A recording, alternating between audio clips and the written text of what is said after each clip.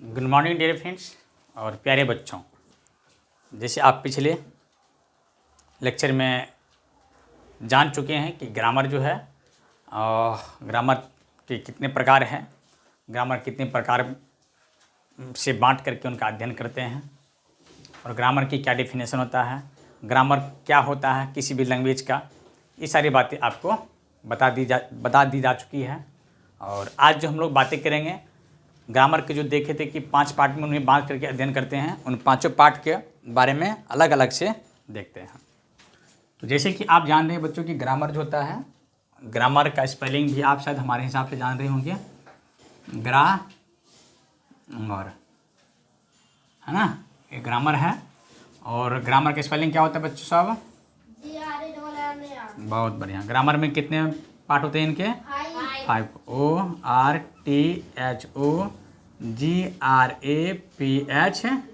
Orthography. इसमें basically किसके बारे में पढ़ते हैं? अल्फ़ाबेट के बारे में पढ़ते हैं।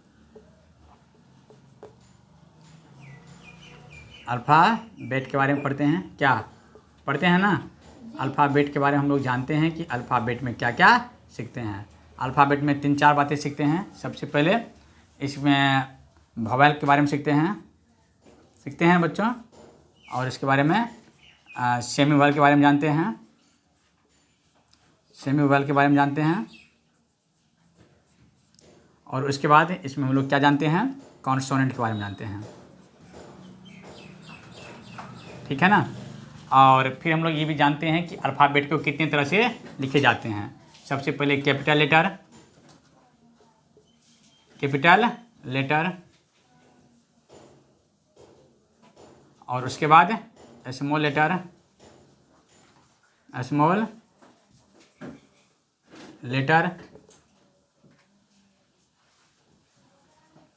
उसके बाद क्या सीखते हैं? कर्सिव लेटर, है ना। इतनी बातें हम लोग जान चुके हैं, है ना। कैपिटल लेटर क्या होता है, स्मॉल लेटर क्या होता है, कर्सिव लेटर क्या होते हैं, ये चीज़ें आपने देख चुके हैं। अगर आप नहीं देखें तो आप हमारे पिछले लेक्चर को अवश्य देखिए, इनसे आपको अगला लेक्चर समझने की ज़्यादा मज़ा आता है। तो कैपिटल लेटर जो लिखते हैं ये बड़ी ABCD होता है, जेड तक जाते हैं ये। और उसके बाद स्मॉल लेटर में ABC ... ये भी जेड तक जाते हैं। इसमें भी ABCDE ... ये भी जेड तक जाते हैं, ठीक है ना। बस स्मॉल लेटर और कर्सिव लेटर में अंतर इतना होता है कि ये चीज़ें आप एक बार लिखना शुरू करते हो तो आप हाथ उठाते कहीं नहीं हो जब तक पूरा हो नहीं जाता है। स्मॉल में क्या करते हो, इसमें हाथ को उठा करके लिखने पड़ते हैं। और कैपिटल लेटर तो बड़ी विशेष दिखता ही है ना। तो इनके बारे में बताए थे कि 4 लाइन वाले कॉपी में कैसे लिखते हैं, इनको कैसे लिखते हैं और इनको कैसे लिखते हैं। ये सारी बेसिक जो बातें था आपके बारे में आपको पता चल गया था। ये सब हम लोग किस में पढ़ते हैं?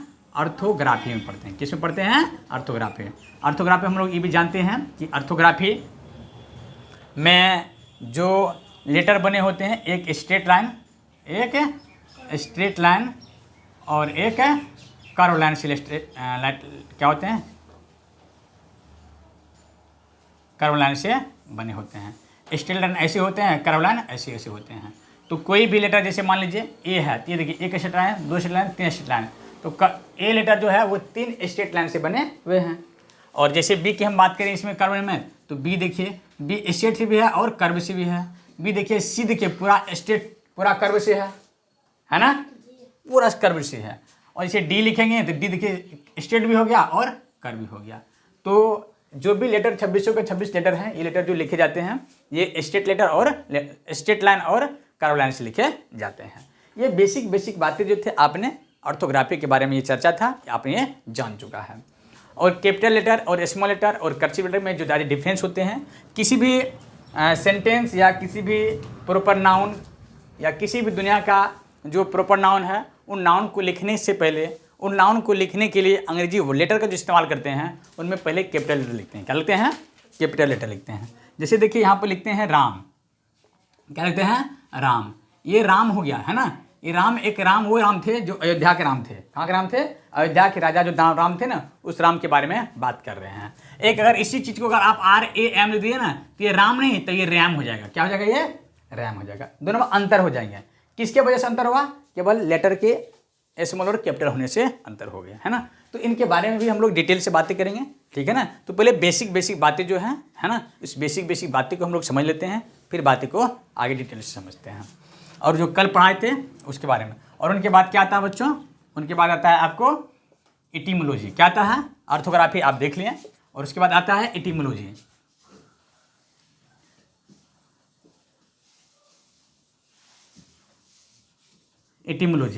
इटिमोलॉजी जो होता है इसको बोलते हैं शब्द विचार। क्या बोलते हैं? शब्द विचार। अच्छा, इटिमोलॉजी को तभी समझा जा सकता है जब आप क्या समझते हैं? इन सभी चीज़ों को, ऑर्थोग्राफी को समझते हैं। क्योंकि ग्रामर के जितने भी हिस्से जो हैं, जितने भी काइंड्स हैं, उनके सभी काइंड्स एक दूसरे से क्या होते हैं? जुड़े होते हैं, है ना। अगर आप इनको ठीक ढंग से समझ रहे हैं तो आप इटिमोलॉजी को भी अच्छी तरह से आप समझ सकते हैं।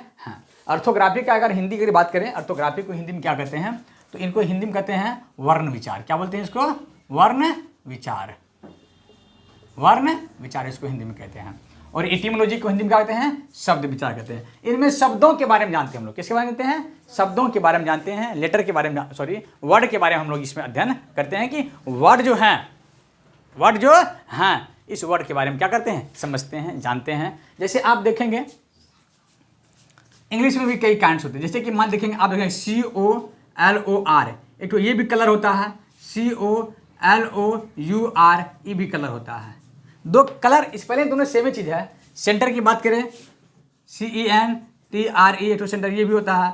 CENTER ये भी सेंटर होता है। देखो ये चीज़ें इंग्लिश वर्ड ही हैं, लेकिन इंग्लिश में क्या है कि वर्ड में देखें थोड़ा सा हेरा फेरी मिल रहा है।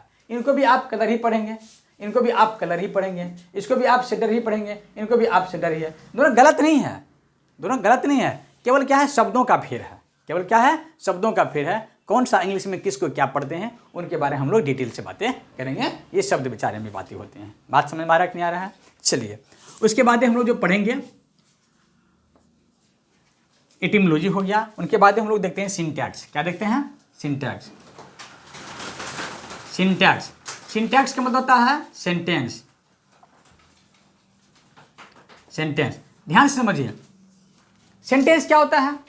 सेंटेंस जब भी बनता है बच्चों, देखिए वर्णों के ग्रुप से ऑर्थोग्राफी से क्या बना? इटिमोलॉजी बना। इटिमोलॉजी से क्या बनेगा? आपका सिंटैक्स बनेगा। इटिमोलॉजी से क्या बनेगा? सिंटैक्स। मतलब शब्दों के ऐसा ग्रुप, शब्दों का ऐसा ग्रुप या ऐसा अरेंजमेंट जिसका एक अर्थ हो, जिसका एक क्या हो? अर्थ हो, है ना, एक उनका मीनिंग हो, उसे क्या बोलेंगे? सिंटैक्स बोलेंगे। क्या बोलेंगे? सिंटैक्स। सेंटेंस में हम लोग कई प्रकार के सेंटेंस पढ़ते हैं। एसर्टिव सेंटेंस पढ़ते हैं, ऑप्टेटिव सेंटेंस पढ़ते हैं, एक्सक्लेमेटिव सेंटेंस पढ़ते हैं, इंपरेटिव सेंटेंस पढ़ते हैं, बहुत से सारे सेंटेंस पढ़ते हैं। तो सेंटेंस में सेंटेंस के बारे में हम लोग जानेंगे। जैसे मान लीजिए कि राम इज ए बॉय, देखते हैं राम इज ए बॉय, जिसमें कितने वर्ड है? एक वर्ड हो गया, दो वर्ड हो गया, तीन हो गया, चार वर्ड हैं। तो चार वर्ड से देखिए एक आपका क्या बन गया है? सेंटेंस बन गया है। और इसमें कितने लेटर भी होंगे? बहुत सारे लेटर होंगे। वोवेल होंगे, कॉन्सोनेंट होंगे, सेमी वोवेल्स होंगे, बहुत सारे लेटर भी इनमें होंगे, नहीं होंगे? तो देखिए लेटर से वर्ड बना, वर्ड से सेंटेंस बना। बातें समझ रहे हैं ना? एक दूसरे से क्या है? कंबाइन है, जुड़े हुए हैं ना चीज़ें कुछ जुड़े। देखिए जब भी चीज़ें आप जोड़ के पढ़ते हैं ना, एक नॉलेज को दूसरे नॉलेज से अगर आप अगर रिलेवेंट कर पाते हैं तो ये आपके लिए बहुत अच्छी बात है। इसलिए नॉलेज को क्या करना चाहिए? हमेशा एक दूसरे से जोड़ के देखना चाहिए। इससे क्या होगा? चीज़ें आपको समझ में ज़्यादा आएगा और उनका कंसेप्ट जो होते हैं ना, उनके पीछे की जो राज होते हैं, उनके पीछे की जो पावर होते हैं, वो आपको समझ में धीरे धीरे आने लगते हैं चीज़ें, ठीक है ना। तो देखिए पहले क्या था? ऑर्थोग्राफी देखें। ऑर्थोग्राफी अगर जानते हैं तो फिर इटिमोलॉजी समझ जाते हैं, इटिमोलॉजी समझते हैं तो फिर सिंटैक्स समझ जाते हैं। अगर सिंटैक्स यदि आप समझ गए हैं, सिंटैक्स यदि आप समझ गए तो इसका मतलब आपको एक चीज़ और समझना होगा। वो क्या चीज़ें हैं? उसको कहते हैं पंक्चुएशन। पंक्चुएशन, ये पंक्चुएशन आपको समझना पड़ता है। पंक्चुएशन जो होता है बच्चों, ये चिन्ह भी होता है। क्या होता है? चिन्ह होता है। जैसे आप देखते होंगे एक्सक्लेमेटरी, साइन ऑफ एक्सक्लेमेटरी ऐसे देखते होंगे, और क्वेश्चन मार्क आप देखते होंगे, और फुल स्टॉप आप देखते होंगे, और कॉमा देखते होंगे, सेमी कोलन देखते होंगे। इस तरह के जो चीज़ें लिखे होते हैं ना आपके बुक में, ये हुआ मार्क्स ऑफ एक्सक्लेमेटरी, ये क्वेश्चन मार्क आपका हो गया, ये फुल स्टॉप हो गया आपका, ये सेमी कोलन हो गया, ये आपका कोमा हो गया। इस तरह के जो चीज़ें आप किताब में जो देखते हैं लिखे हुए होते हैं ना, ये सब भी पंक्चुएशन के अंतर्गत आता है। जब हम लोग पंक्चुएशन के बारे में जानेंगे तो डिटेल से जानेंगे, पूरा पंक्चुएशन का बारे में डिटेल से समझेंगे। और उनके बाद जो आते हैं बच्चों, उनके बाद आते हैं प्रोसोडी। क्या आता है? प्रोसोडी। प्रोसोडी जो होता है ये छंद विचार होते हैं। छंद विचार इसको हिंदी में कहते हैं। इसको हिंदी में कहते हैं चिन्ह विचार। क्या कहते हैं? चिन्ह विचार। क्या बोलते हैं इसको हिंदी में? चिन्ह विचार इसको कहते हैं। चिन्ह विचार। देखिए, आपने यहाँ से यहाँ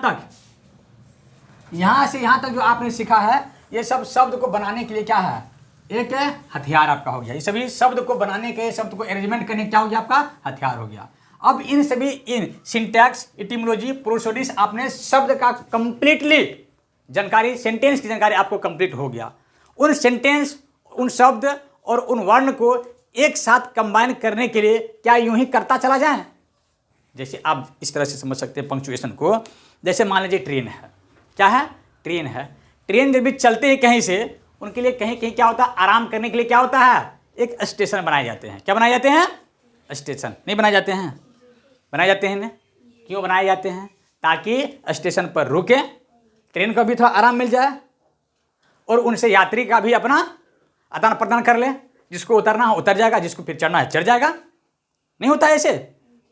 तो कुछ कुछ स्टेशन होते हैं, कुछ कुछ जंक्शन होते हैं। जंक्शन पे गाड़ी ज़्यादा देर तक रुकती है, आराम करता है बैठ करके, वहाँ पर उसको रिलैक्स मिलता है। लेकिन छोटा छोटा स्टेशन जो होते हैं ना, वहाँ पर कुछ देरों के लिए रुकते हैं गाड़ी, कुछ देरों के लिए गाड़ी रुकती है, और फिर गाड़ी तुरंत की तुरंत निकल जाती है। उसको लंबा आराम चाहिए, जंक्शन पर आकर रुकती है।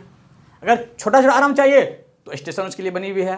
तो उसी तरह हम लोग जो बोलते हैं, क्या करते हैं? बोलते हैं, एक सेंटेंस बोलते हैं। अभी हम लोग जो कन्वर्सेशन कर रहे हैं, बातें कर रहे हैं, हम जो अभी पढ़ा रहे हैं, आप जो पढ़ रहे हैं, हम क्या कर रहे हैं? बातें को बोल रहे हैं ना। बातें बोलते क्रम में हम रुकते भी हैं, जैसे भी रुके, है ना। तो बातें बोलते क्रम में रुकना हुआ। ऐसा थोड़े कि हम बोल रहे एकदम धड़ा प्रवाह बोलते जा रहे हैं, कुछ कहीं रुकती ही नहीं है। बातें जब तक रुकेगी नहीं तो समझे कहाँ से आएगी? बातें को समझने के लिए बात को तो रुकना, विराम होना चाहिए कहीं न कहीं, है ना, तब तो बातें समझ में आती है ना। तो उसी तरह बातों को आराम, सेंटेंसों को आराम करने के लिए, है ना, सेंटेंसों को थोड़ा सा गैप देने के लिए, सेंटेंसों लगातार यूं चलता ना रहे, उसको थोड़ी थोड़ी आराम विराम करने के लिए पंक्चुएशन का इस्तेमाल किया गया। और पंक्चुएशन का एक अलग अलग स्पेशल मीनिंग भी होता है। ऐसा नहीं कि केवल इसका रुकने का ही एक सेंस हमको बताए कि इनका जो है प्रयोग अधिकांश मैक्सिमम जो बच्चे समझते हैं कि इसका जो होता है इस्तेमाल रुकने के लिए, आराम करने के लिए होते हैं। और आराम करने का इसका एक अपना अपना क्या है? एक रहस्य भी है, एक राज भी है, और उनके बारे में हम लोग इस पंक्चुएशन में सीखेंगे। क्वेश्चन मार्क का क्या मतलब होता है? फुल स्टॉप का क्या मतलब होता है? साइन ऑफ एक्सक्लेमेटरी का क्या मीनिंग होता है? कोमा क्या होता है? सेमीकोलन क्या होता है? इनके बारे में हम लोग डिटेल से बातें करेंगे, ठीक है ना। चलिए उसके बाद चलते हैं प्रोसोडी। प्रोसोडी क्या होता है? प्रोसोडी होते हैं ये सभी चीज़ें यदि आप जान गए, ये चारों चीज़ें जान गए, तो उनके बाद आते हैं आप अपने शब्दों को, अपने वाणी को, है ना, अपने मन के भाव को, मन के विचार को, अपने फीलिंग्स को एक काव्य के माध्यम से, रैमिंग के माध्यम से बातों को प्रस्तुत करना। बातों क्या करना? प्रस्तुत करना। बहुत सारे बातों को एक छोटी सी लाइन में पिरो करके बोलना। ये कलाएं जब आप में आ जाती है ना, तब आप क्या हो जाते हैं? छंदमय हो जाते हैं। क्या हो जाते हैं? छंदमय हो जाते हैं। इसका एक बहुत सिंपल उदाहरण है।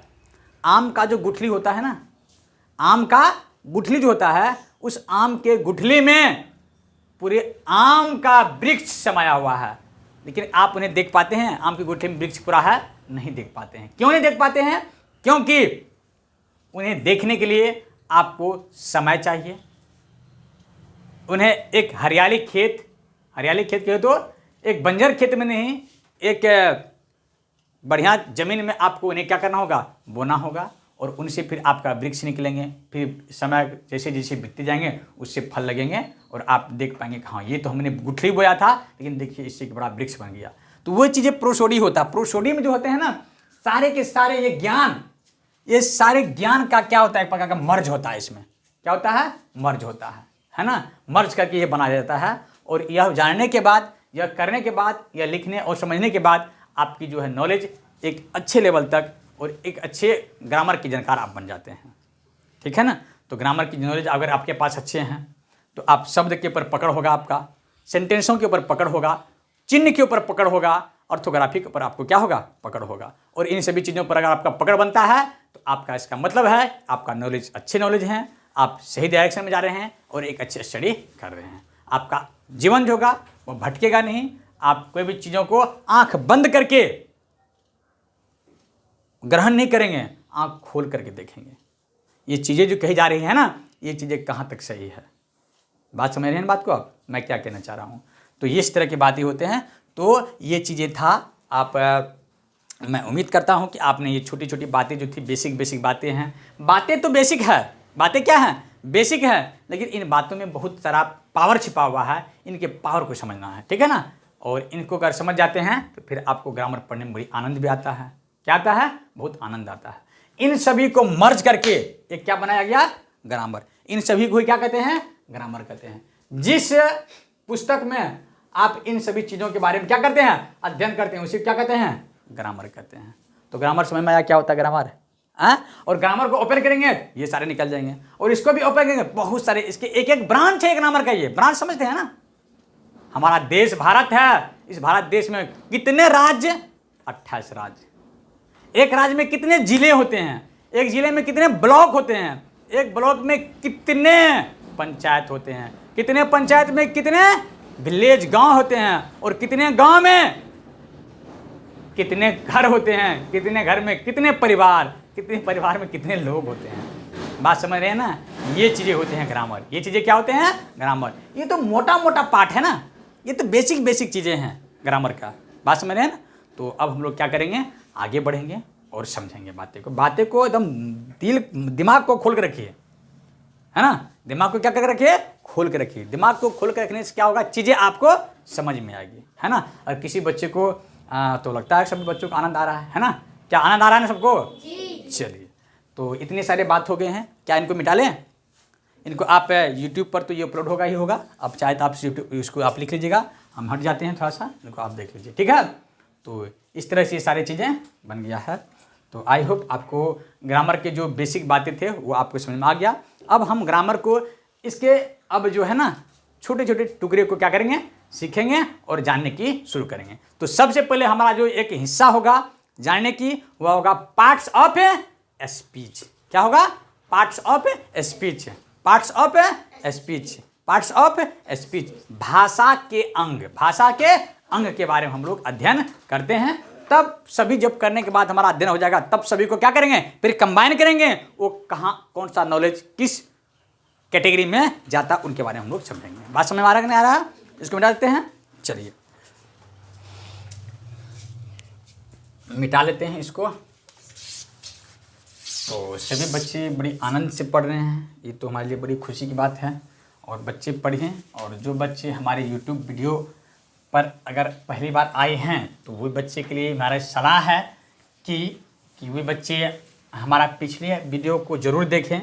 पिछले वीडियो को देखने से चीज़ें आपको समझ में आती है। अगर मान लीजिए कि आप नहीं देखते हैं, अगर आपका बेसिक्स अच्छे हैं तो आप हमारा वीडियो चाहे तो आप देख सकते हैं, कंटिन्यू कर सकते हैं। हमारा वीडियो में आपको कुछ न कुछ तो नयापन तो ज़रूर मिलेगा, चाहे आप कहीं से भी पढ़े हैं। ये मैं दावे नहीं, मैं मेरे अंदर में ये दावे नहीं कह सकता हूँ, लेकिन फिर भी अगर आप पढ़े हुए हैं तो कुछ ना कुछ आपको नया विचार, नया थॉट आपको जरूर मिलेगा, ठीक है। क्योंकि हम बहुत सारे जो भी चीज़ें पढ़ाते हैं उनके बारे में बहुत रिसर्च करते हैं, और रिसर्च करने के बाद ही हम आपके पास कोई ज्ञान को लेकर के आते हैं, ठीक है ना। तो आई होप आप हमारी वीडियो देख रहे हैं तो आपको कहीं ना कहीं ग्रामर के प्रति, भाषा के प्रति लगाव होगा, और इस कारण से आप हमारे वीडियो पर आप टिके हैं और देख रहे हैं।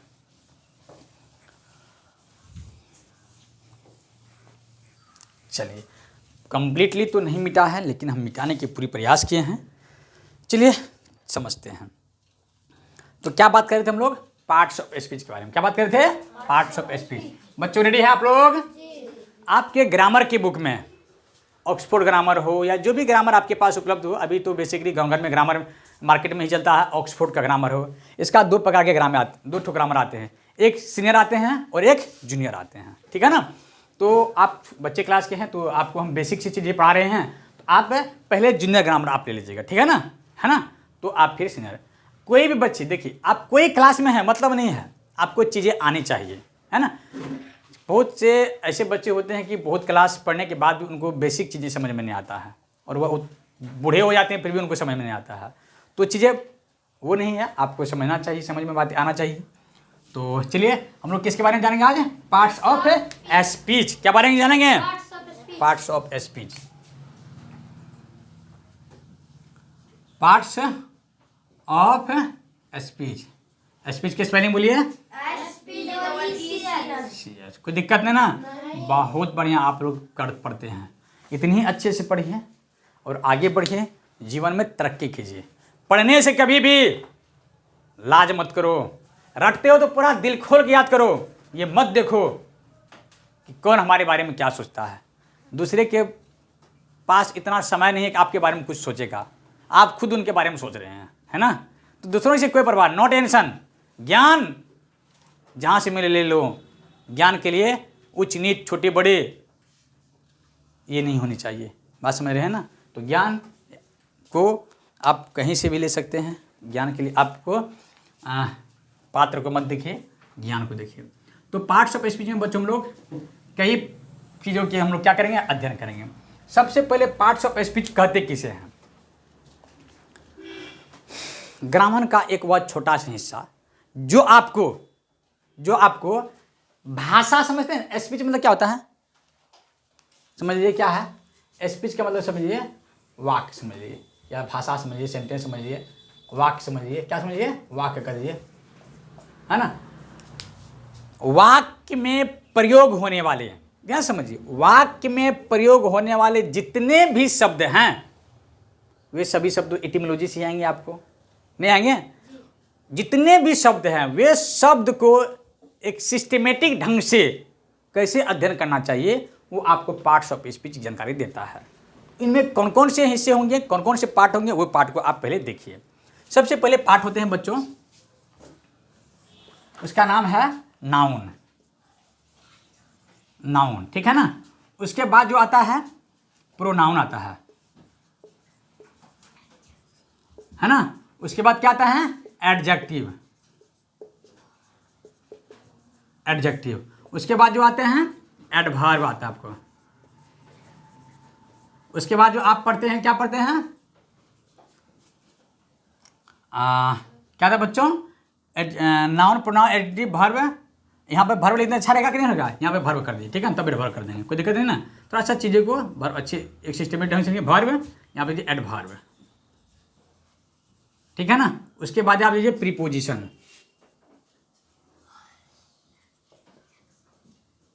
प्रीपोजिशन। उसके बाद आप क्या करिए?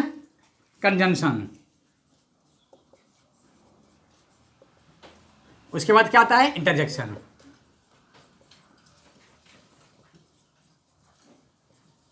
इंटरजेक्शन, चलिए थोड़ा सा साफ करके लेते हैं यहाँ पर। इंटरजेक्शन,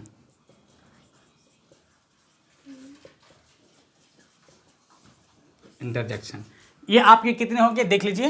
ये आपका फर्स्ट नंबर हो गया, ये आपका सेकेंड नंबर मान लीजिए, ये थर्ड नंबर है, ये फोर्थ नंबर है, ये 5 नंबर है, ये आपका 6 नंबर हो गया, ये 7 नंबर हो गया, ये 8 नंबर हो गया, ठीक है ना। ये 8 पार्ट्स ऑफ स्पीच के मेन हिस्से होते हैं। स्पीच के जो है ना ये 8 हिस्से होते हैं। कितने हिस्से होते हैं बच्चों? 8 हिस्से होते हैं। अच्छा, कौन बच्चे बता सकते हैं पार्ट्स ऑफ स्पीच का डिफिनेशन किताबी के हिसाब से? किताब में जो लिखे हुए ऑक्सफोर्ड ग्रामर में, कौन को याद है आपको? वाह, खड़ा होकर सुनाइए। All the English words are divided into 8 groups according to the work they do in a sentence. Each group is called parts of speech. बहुत सुंदर, अच्छे बच्चे हैं, बैठ जाइए। परिभाषा रट्टूमल के बच्चे रट्टूमल की तरह याद करके रखे है ना, वाह क्या बात है। करो जाइए निर्मल, याद है आपको? Yes, sir. सुनाइए तो। All the English words are divided into 8 groups according to the work they do in a sentence each group. बैठ जाइए, बहुत अच्छा बच्चे। और किनको याद है? चलिए, सबको याद है बच्चे, बहुत अच्छी बात है। अगर याद है तो अच्छी बात है, अगर नहीं है तो भी अच्छी बात है, क्योंकि हम बातें को अभी समझाने जा रहे हैं, ठीक है ना। तो इस परिभाषा में कहता है क्या कि अंग्रेजी के जितने भी सेंटेंसें हैं, जितने भी सेंटेंसें हैं, वे सभी सेंटेंस में जितने भी वर्ड जो आप इसमें लिखे हुए देख रहे हैं, noun, pronoun, adjective, verb, adverb, preposition, conjunction, interjection, ये सभी वर्ड अपने कार्य के हिसाब से उस सेंटेंस में यूज होते हैं। अच्छा, हर एक वर्ड का एक अलग कार्य होता है कि नहीं होता है? चलिए निर्मल, खड़े हो जाइए, खड़े हो जाइए। गुड कैसा फील किए आप? अच्छा। खड़े जाइए आप। बैड कैसा फील किए हैं? बुरा। अच्छा लगा, नहीं लगा? देखिए, वर्ड है ना, वर्ड, ये दोनों वर्ड ही था ना, लेकिन एक आपके मन में क्या लगा? हमको गुड कहा, कितना अच्छा लगा। एक कहा बैड, सर आप हमको खराब कर दिए। क्या होता नहीं होता है? आपको तो लगता ही ऐसे है, सर आप हमको बैड मत कहिए, हम अच्छे बच्चे हैं, कितना बढ़िया काम करते हैं, है कि नहीं? रट के सभी चीज़ों को पढ़ के आते हैं, सेंटेंसों को याद के लाते हैं, किताबी भाषा चीज़ याद करके रखे हुए हैं, जो याद करते याद करते हैं, है ना। चलिए, ऐसे आपको शब्द को समझाने के लिए बोलें, आप बैड नहीं हैं, आप एकदम शानदार बच्चे हैं ना। चलिए, तो वे सभी शब्द अपने कार्य के, वही कार्य हुआ। बैड के हैं तो आपको गलत बात का फीलिंग हुआ, एक अलग बातें विचारे आपके मन में आया, गुड के तो अलग विचारे लेवल के बातें दिमाग में आया। ये अंतर देखिए, दोनों अपना अपना कार्य कर दिया कि नहीं कर दिया? किसी को गुड के तो तारीफ अपना लूट लिया, किसी को बैड के तो वो अपने आप को उसका ऊपर खिल्ली उड़ा दिया बच्चे लोग, है कि नहीं है? तो देखो, दोनों वर्ड क्या किया, दोनों अपना काम कर दिया। तो इन दोनों वर्ड जो था, ये शब्द था क्या? यह एक एडजेक्टिव था। क्या था बच्चों? ये एडजेक्टिव था। क्या था ये? एडजेक्टिव था। क्या था? एडजेक्टिव था। तो कोई भी सेंटेंस जो हम लिखते हैं, जैसे मान लीजिए Ram is a good boy. अच्छा, राम में खाली क्यों लिखते हैं? हमारा बच्चा भी कम क्या है? क्या है बच्चा, बोलो? गौरव भी लिखते हैं, है ना। गौरव इज ए गुड बॉय, है ना। गौरव इज ए गुड बॉय, क्या लिखे कि नहीं लिखे? इसमें देखिए, गौरव क्या है बच्चों? एक नाम है। क्या है? नाम है। और नाम को क्या कहते हैं बच्चों? नाउन कहते हैं। नाम को क्या कहते हैं? नाम क्या होता है? दुनिया में एक ऐसे नाम का बताइए जो नाम नहीं है। वो सब कुछ नाम है ना, है ना। चलिए, अच्छा, इज जो है, इज क्या है बच्चों? ये वर्ब है। इज क्या है? देखिए, पार्ट्स जो भी सेंटेंस में वर्ड यहाँ पर यूज हुआ है ना, वो जो भी सेंटेंस आप यहाँ पर जो वर्ड देख रहे हैं ना, ये वर्ड इस पार्ट्स ऑफ स्पीच के हिसाब से डिवाइड है। अच्छा, इज गौरव थोड़े लिखे हैं, गौरव इज लिखे हैं, है ना। तो जिसका काम जहां पर लगा उसको हमने क्या किया? उसी स्थान पर क्या किया? प्रयोग किया। हमारे शरीर में बहुत से सारे ऑर्गन्स हैं। आँख है, कान है, दांत है, बाल है, टेंग है, हाथ है, फिंगर है, इतने सारे जो पार्ट है, देखिए सभी पार्ट का एक निश्चित स्थान बना हुआ। आप फील कीजिए, आँख यहीं पर है, यहीं पर है। एगो आँख, दोनों आँख यहीं पर क्यों है? एगो आँख पीछे भी दे देता, पीछे क्या रहता है वो भी जान जाते। कोई पीछे से हमको अगर टनाटनी करता है ना, कहते देख रहा हूँ मैं पीछे भी, मेरा आँख पीछे भी एक ठो है, क्या कितना क्या। तो देखिए, उनको तो लगता है हम तो पीछे भी देख सकते हैं, लेकिन उसकी खूबसूरती देखिए कितना खराब हो जाएगा, नहीं हो जाएगा। नाक यहाँ पर है, नाक कहीं पर होकर हो जाता शरीर का किसी भी हिस्सा में हो जाता, तो क्या सांस नहीं ले पाते हैं? ले पाते कि नहीं ले पाते हैं? हाँ, तो फिर यहाँ पर देने से क्या हो गया? ये देखिए मुंह का चेहरा, ये क्या कहते हैं इसको? ये थोबड़ा देखिए कितना सुंदर लगता है देखने में, नहीं लगता है जी? देखिए, खूबसूरती का भी एक फायदा होता है, नहीं होता जी? खूबसूरती का भी एक अपना खूबसूरती होता है, नहीं होता है? खूबसूरत लोग को लोग ज़्यादा पसंद करते हैं, नहीं करते हैं? कि नहीं करते हैं? इसलिए खूबसूरत भी होना अपने आप में एक खूबसूरत है कि नहीं है? तो चीज़ें देखिए, एक अरेंजमेंट किया हुआ है। नाक यहाँ दिया है, दो आँख यहाँ पर दिया है, कान दो यहाँ दिया हुआ है। अच्छा, कान तो दिया, पट्टी रेंज का कहा दे दिया है? ये कौन काम करता है जी? कोई काम इसका नहीं है, लेकिन फालतू दे दिया खूबसूरती लगने के लिए। आदमी खूबसूरती, अगर किसी को कान यहाँ से कटा हुआ है, सुन तो भाई वो भी रहा है ना, लेकिन ये कान अगर नहीं रहता है ना, तो क्या करते हैं? कितना भद्दू। अब यहाँ तक कि सोचें, उनकी शादी जल्दी नहीं होता है शादी उनका जल्दी, कान ही उसका सुनता तो है भाई, आपको इससे क्या मतलब है? ये थोड़े काम करता है जी, कान तो सुनने के काम, बहरा थोड़े है वो। लेकिन ये नहीं है तो उससे सुंदरता क्या होता है? घट जाता है। दांत है, दांत ऐसे निकल गया, दांत अगर निकल जाए उनका तो दांत निकलने से क्या होता है कि वो खा नहीं पाएगा, वह खा पाएगा लेकिन दांत निकलने से उसका चेहरा का क्या हो गया? खूबसूरती घट जाएगा, बिगड़ जाता है। बातें यही चीजें हैं। ये सभी चीजें अपने स्थान पर ही शोभा देता है, अपने स्थान पर ही उसका जब प्रयोग करते हैं ना तो अपने स्थान पर वो चीजें खूबसूरती को क्या करता है? बढ़ा करके रखता है ना, एक मनोहर दृश्य देता है। अगर आप चीजों को जैसे ही उठा पटक करते हैं, चीजों को जैसे ही उठा पटक करते हैं, राम ए इज गुड, वो है गुड, तो देखिए सुनने में अच्छा नहीं लगता है ना। शब्दों का अरेंजमेंट क्या होता है? ग्रामर के हिसाब से गड़बड़ा जाता है। ग्रामर के हिसाब से क्या होता है? आप भी एक ग्रामर ही हैं, और इस ग्रामर को किसने बनाया है? गॉड। कौन बनाया है? अरे हम लोग भी तो एक ग्रामर ही है ना, लेकिन हमारे इस अंदर में जो कौन चीजें कहाँ होगा, कौन चीजें कहाँ काम करेगा, उसका कौन बनाया है? उस फंक्शन को गॉड बनाया है। God is great. नहीं नहीं है जी। इसलिए हमारा जो अटेंशन होना चाहिए वो अटेंशन चीज़ों को खूबसूरती को समझने पर होना चाहिए, न कि यादें करने पर, रटने पर होना चाहिए। रट तो कोई लेता है भाई, रट तो कोई लेता है, लेकिन पढ़ने की जो आनंद आता है समझ करके वो एक अलग लेवल का आनंद होता है। बात समझ रहे हैं ना? तो ये चीज़ें होते हैं। ग्रामर आप देखिए, ईजी लगा यहाँ पर। ये देखिए, ये क्या है? ये है ना, ये भी तो इसमें कहीं एग्जिस्ट करना चाहिए, लेकिन ये देखिए कहीं इसमें ये क्या, फिर ये जो है बेटा ये आर्टिकल है। ये क्या है? आर्टिकल है। क्या ये? आर्टिकल है। ठीक है ना? ये क्या है? आर्टिकल है। आप बाद में हम आगे बातें करेंगे। ये गुड देखिए, ये गुड क्या आपका? एडजेक्टिव है। क्या हुआ ये? एडजेक्टिव है। क्या है ये? एडजेक्टिव है। और उसके बाद देखिए बुआ क्या है बच्चों? बुआ भी आपका नाउन होगा। तो एक सेंटेंस में इसका मतलब हुआ एक से अधिक नाउन आ सकते हैं, एक से अधिक वर्ब आ सकते हैं, एक से अधिक आर्टिकल आ सकते हैं, है ना? बात समझ रहे हैं कि नहीं समझ रहे हैं? एक से अधिक एडजेक्टिव आ सकते हैं। मेरा कहने का मतलब हुआ कि कोई भी सेंटेंस जो बनता है ना, वो सेंटेंस यूं ही नहीं बन जाता। उनके पीछे इतने सारे ग्रामर क्या करते हैं? काम कर रहे होते हैं। बशर्ते उन ग्रामर को देखने के आपके पास क्या होना चाहिए? नजरिया होना चाहिए। और नजरिया डेवलप कैसे होगा? जब तक आप ग्रामर नहीं पढ़ेंगे तो डेवलप हो पाएगा। इसलिए ग्रामर पढ़ना जरूरी है कि नहीं है? क्या जी? हम सही बोल रहे हैं कि नहीं बोल रहे हैं? तो ग्रामर अच्छे बात है कि नहीं है? तो ये चीजें होते हैं। तो अब हम लोग देखेंगे। देखिए ये जो है ना, ये नाउन एक चैप्टर है आपके क्लास चैप्टर में, के बुक में। नाउन क्या है? एक चैप्टर है। प्रत्येक नाउन के ऊपर एक विशाल चर्चा करेंगे हम। नाउन के ऊपर क्या करेंगे? विशाल चर्चा, एकदम पूरा एक्सप्लेन करेंगे। तो अगले लेक्चर में हम लोग नाउन के बारे में एक्सप्लेन करेंगे। उम्मीद करता हूं कि आप हमारे पिछले लेक्चर को अवश्य देखे होंगे, क्योंकि चीज़ें को ज़्यादा बता देने से आपके दिमाग से ओवर हो जाएगा, है ना? आप याद करके लेंगे। पार्ट्स ऑफ स्पीच के कितने काइंड्स होते हैं? 8 काइंड्स। कितने काइंड्स हैं? 8 काइंड्स। कौन कौन काइंड्स होते हैं? Noun pronoun. अच्छा, हो गया, समझ में बात आ गया। स्पेलिंग याद होना चाहिए। प्रीपोजिशन का स्पेलिंग क्या होता है बच्चों? कंजंक्शन का स्पेलिंग, इंटरजेक्शन का स्पेलिंग, एडवर्ब, वर्ब, एडजेक्टिव। बात समझ में आ गया? तो सारे के सारे स्पेलिंग आप याद करके लेंगे। और उनके बाद सबसे पहले हम नाउन की डिफिनेशन लिखाएंगे अंग्रेजी में, और किताब में भी आपके दिए होते हैं। किताब को तो प्रयोग करना है, क्या है कि आपका उनमें पैसा लगा हुआ है।